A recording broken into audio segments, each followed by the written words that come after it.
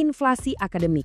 Kedengarannya agak rumit ya, tapi sebenarnya gampang. Sama kayak inflasi ekonomi yang bikin nilai uang jadi turun, inflasi akademik itu artinya nilai A atau predikat cum laude itu mungkin udah nggak sesakti dulu. Nilainya sih tinggi di atas kertas, tapi pertanyaannya, kompetensi benerannya ikutan naik juga nggak? Metafora ini, aduh, dalam banget ya. Pabrik gelar. Tujuannya bukan lagi mencetak pemikir, tapi mencetak ijazah secepat mungkin, sebanyak mungkin. Prosesnya jadi kayak di pabrik aja. Mekanis, standar, dan yang paling penting harus efisien. Tapi apa sih yang bikin pabrik ini jalan terus? Dan disinilah jantung masalahnya. Jadi ceritanya gini, seluruh sistem itu terobsesi sama metrik, kayak akreditasi dan peringkat. Ini menciptakan tekanan yang luar biasa buat meluluskan mahasiswa secepat mungkin. Akibatnya, gagal yang harusnya jadi bagian penting dari proses belajar malah dianggap kayak noda, kayak masalah buat sistem.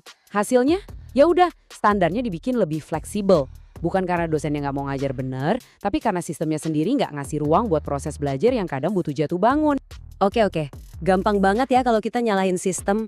Tapi apa benar ceritanya sesederhana itu? Di bagian ini kita bakal lihat argumen tandingan yang lumayan provokatif. Coba deh kita berhenti sebentar dan tanya ke diri kita sendiri. Jangan-jangan narasi ini semua salah sistem itu sebenarnya cuma pembenaran yang nyaman yang bikin kita, baik sebagai pengajar maupun sebagai mahasiswa, jadi merasa bebas dari tanggung jawab pribadi? Nah, disinilah perdebatan intinya. Di satu sisi, argumennya kuat. Sistem memaksa, administrasi bikin pusing, tuntutan kerja nggak jelas. Tapi di sisi lain muncul kritik yang nggak kalah tajam. Apa benar mahasiswa itu nggak punya waktu? Atau mereka milih buat nggak pakai waktunya untuk belajar beneran? Apa kita terlalu cepat ngebebasin individu dari tanggung jawabnya sendiri? Nah, ini dia kesimpulan yang paling mengkhawatirkan dari argumen tandingan tadi. Krisis ini bukan salah satu pihak, tapi jadi kayak semacam konspirasi penurunan standar bareng-bareng. Sistemnya longgar, dosennya nurunin ekspektasi, mahasiswanya juga nurunin standar buat diri sendiri. Semua saling lempar tanggung jawab, dan akhirnya kualitaslah yang jadi korban, tanpa ada yang merasa bersalah. Seolah-olah masalah internal ini belum cukup rumit, sekarang datang lagi nih kekuatan dari luar yang bakal mengubah aturan main sepenuhnya. Kecerdasan buatan atau AI.